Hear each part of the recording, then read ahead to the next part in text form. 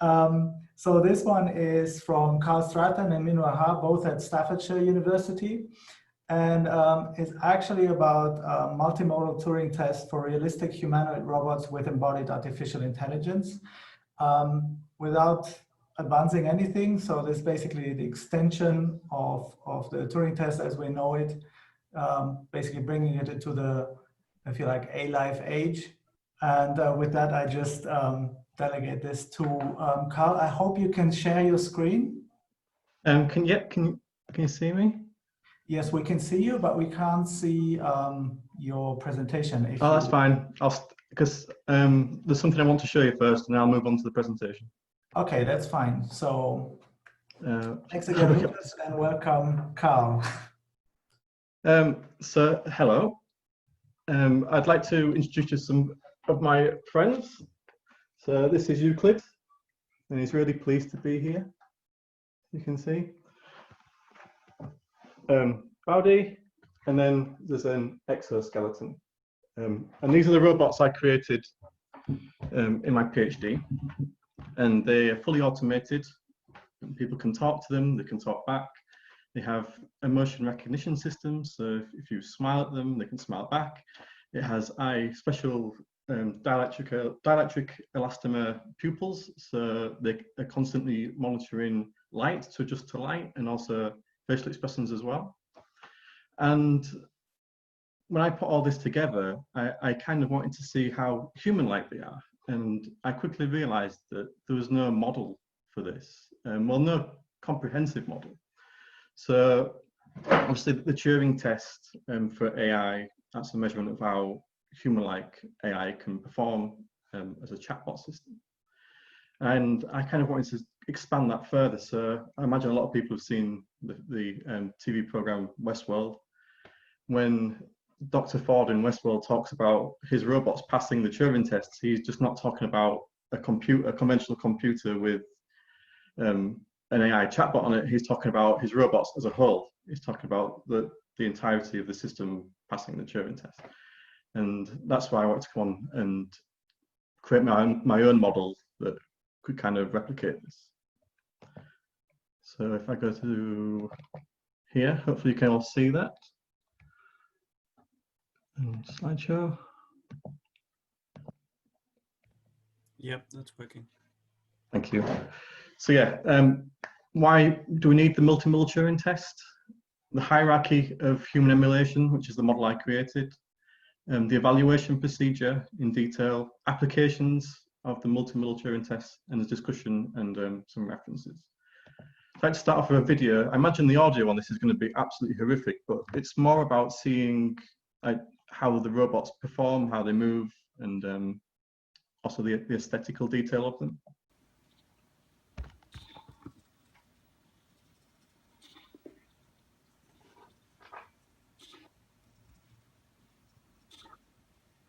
Hello, my name is Euclid and this is me with all my components working together as one. I look old enough to star as Arnold Schwarzenegger's body double in the Terminator Dark Fate.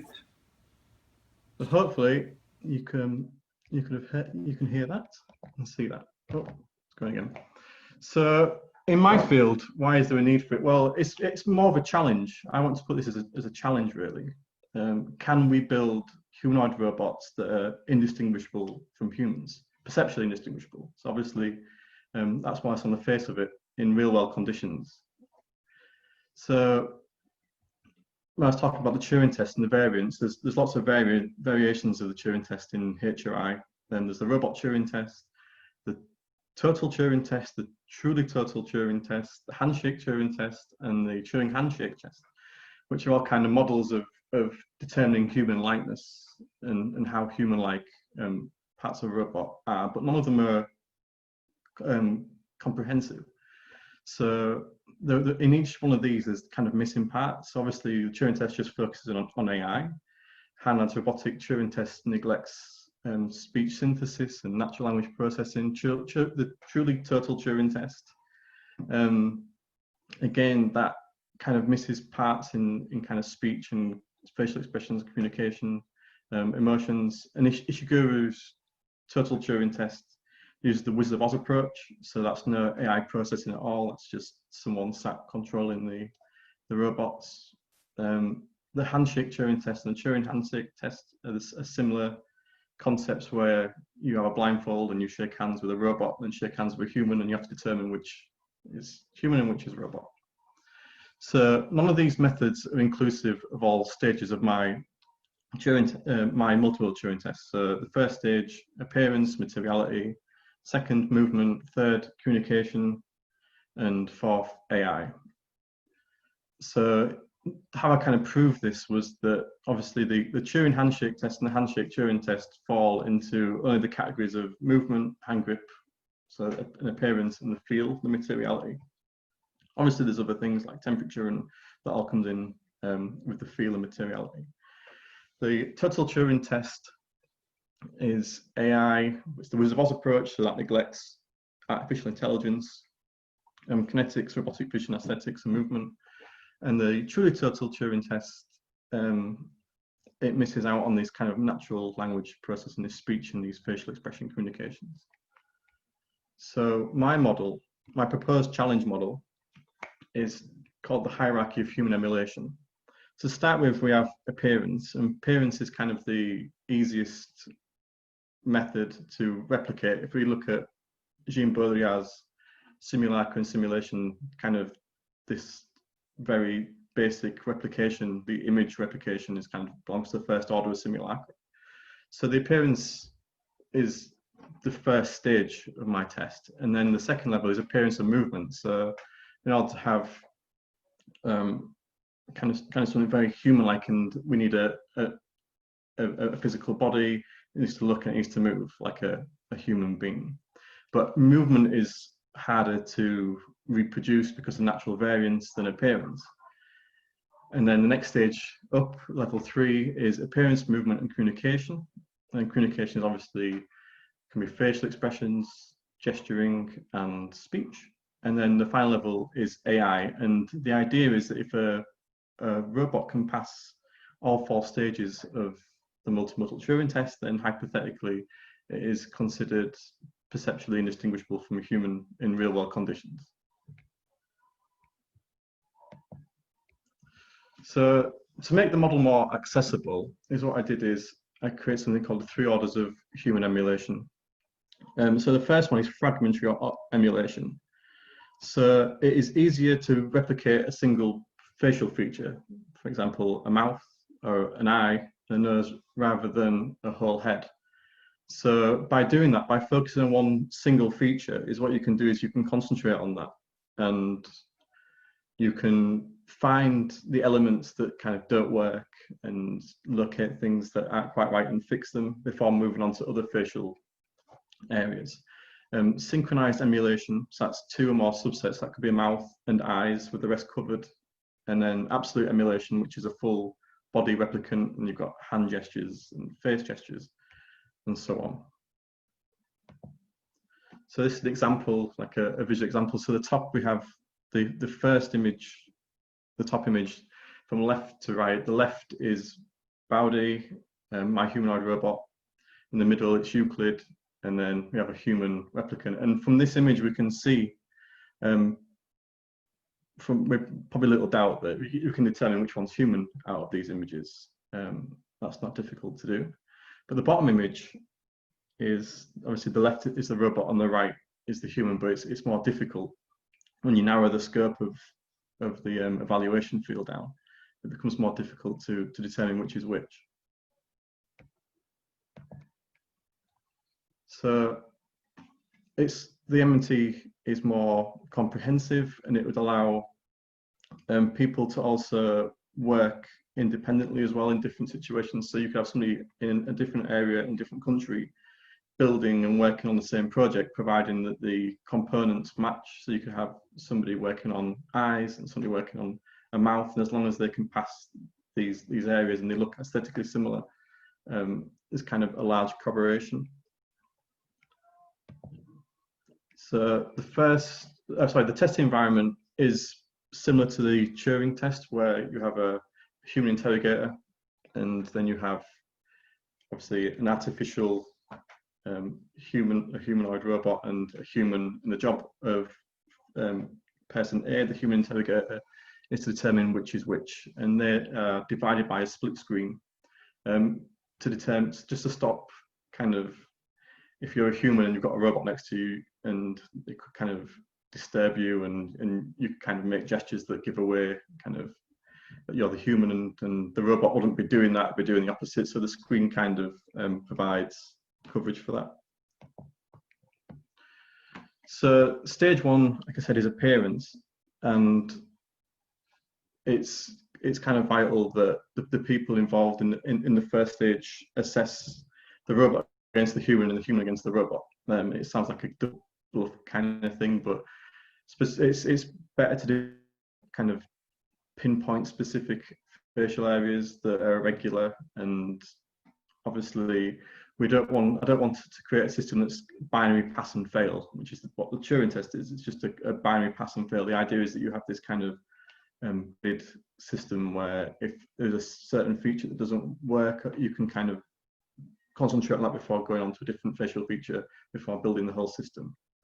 And the first stage just focus on appearance. So the idea would be that you'd have a robot seated and a human seated, and there'll be a 10-second kind of window where the human interrogator would have to decide which is which. That could also apply to facial features as well. So you could have a human mouth with the rest of the face covered, and a robot mouth and eyes and so on, and then kind of span out as the test progresses, or the development of the robot progresses.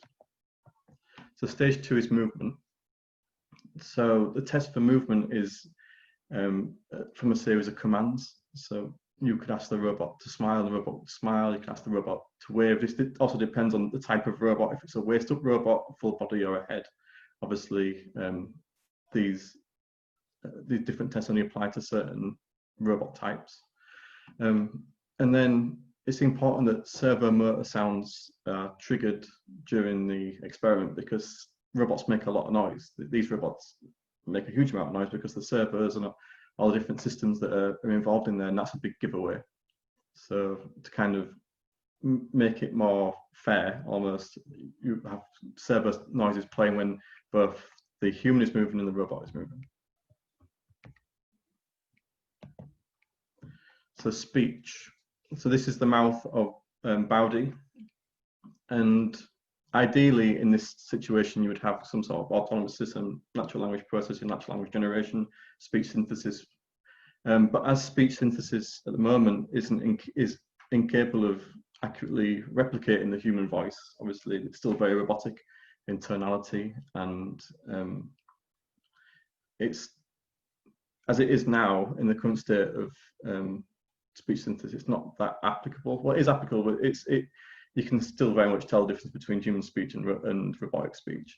So I offer an alternate method using the Wizard of Oz approach, where you can see in the diagram that a human kind of hidden behind the robot speaks through the robot, and then the robot uses some mouth articulation system from real-time speech to talk. But it's important to note that if this method is used, then the robot you cannot progress to the next stage, because the next stage need to be fully automated. So this kind of just it passes you the third stage, but it doesn't move you on to the fourth stage. You know what I mean? And then we have artificial intelligence as the final stage. So this incorporates everything. The agents obviously have to engage in a conversation with the robots. They can ask the robots to perform gestures.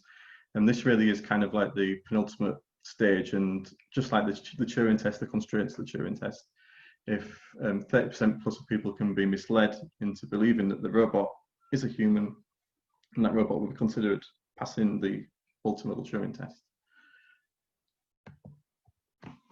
So applications of the multimodal Turing test. So it's not just kind of confined to robots. You can also apply it to realistic virtual humanoids, which I did kind of as a subsection in my thesis. Obviously, the examination environment changes, and I suggest using kind of AR rather than VR, because AR you get that real-time interaction in a real kind of environment. So scholars such as Goetz and Oasis claim that AGI is unachievable without a human-like body. So obviously, whether you believe AGI is possible or not is one thing, but they argue that in order to kind of get these higher modes of artificial intelligence, we need to have something that can tactile interface, can be part of the environment, assimilate human behavior, can be introduced and acculturated in society. And the main argument there is that things like the Turing test presume that the mind is divisible from the body, where that doesn't really happen in human nature.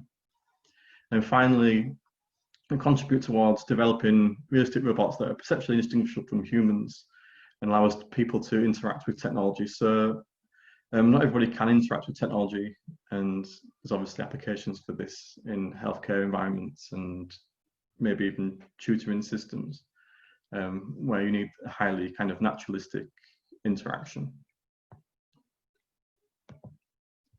So just a quick discussion. The multimodal Turing test is more comprehensive than current methods available. It's a challenge for robotic engineers to build robots that are perceptually indistinguishable from humans in real-world conditions.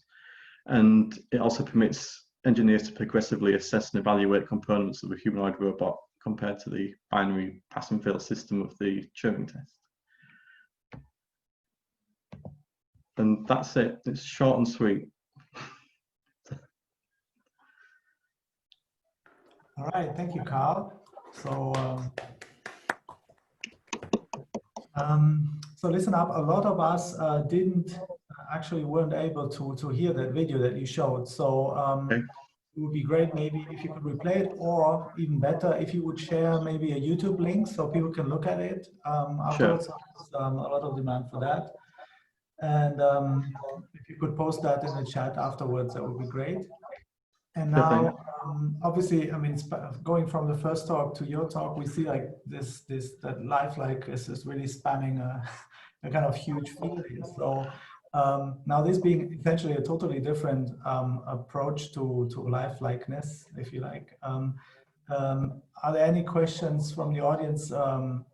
Any of you regarding this? Maybe we have robotics experts here, so I'm not sure how many work with humanoids versus kind of kilobots, etc. So I will have a look at the chat but please speak up if you have a question. I have a question. Is there a protocol for asking? No, please go ahead. Okay, I just get going. Thank you very much for your talk. Very interesting, of course. I was just wondering about your pyramid or hierarchy of stages in the test. Why you order them in that particular way? Like, why is one on top of the other in that way or not another way? Because they don't seem to be based on each other necessarily, and they don't seem to be necessarily in the order of difficulty. So I was wondering what your reasoning was behind it. Well, I'd argue that it is based on the order of difficulty. Obviously, the still image, the first replication, is easier to replicate than movement. Natural movement is very difficult to replicate, and there's so much variance in movement. And then to go on top of that, as I said, kind of speech synthesis and lip synchronization, more importantly, which I forgot to mention, as you also yet to be accurately replicated. That was kind of a nice to be put on top of the next formation. Then AI, obviously, the ultimate kind of being able to control everything and have it as human. So I was wondering, like communication, for example, if it just communicates by text, something like your Alexas and all these things seem to be quite efficient at doing that, and I don't know, people get sort of attached to them, whereas they don't do, like movement would be much more difficult, as you say, to simulate in a realistic way. So I'm not sure if communication is necessarily more difficult than realistic humanoid movement. I think it's speech and lip synchronization for my robots that are the very difficult bits to get correct. So yeah. Okay, so communication in the sense of communicating with a humanoid robot, not communication away from the physicality of it. That's what I mean. Because you could have AI and emulation without having the movement and without having the physical body. That's what I mean. And in that Yeah, case, that's very more difficult than having the movement. I'm not quite sure what you mean, but the idea of the hierarchy was to kind of get more difficult as you go to the top. Yeah. And as I said, kind of speech synthesis is very difficult to actually replicate. And I'd even go further and say, from my work, creating lip synchronization and tongue movement from phonemes and jaw pattern into syllables is even more difficult Okay, I see. to work with speech. So it's kind of, they work together. So we have already two more questions. I see that Dobromir, he raised his hand. So if you have a question, please go ahead now. Hi. Well, actually, my question was very similar to the previous question. So I just wanted a very short clarification. When you mean more difficult, you mean more difficult to produce in the lab in a robot, or more difficult as like an ontological statement about how humans acquire their abilities? And is it more, are you saying it's more difficult for us to sync our movements, or it's more difficult for us to produce robots that sync their movements relative to? I think it's obviously more on the robot side for me. Being a robot assist, it's more difficult to create naturalistic movement and yeah, up to the AI kind of. Okay, thanks. Okay. So we have one question by Alvin, who's asking, what is the rationale of using this comparative testing between a robot and a human instead of the, he believes, more traditional direct evaluation of a robot on its own? Because the idea would be to, like in the Turing test where you have a human and an AI system, even though you can't see them, they are still there. I think if you just had a robot on its own and you were assessing it, you'd have, the point of reference would be more difficult for the person. Obviously, as human beings, we have this kind of innate ability to recognize human faces and recognize irregularities, but I think it's more prominent to have a human present for reference as well.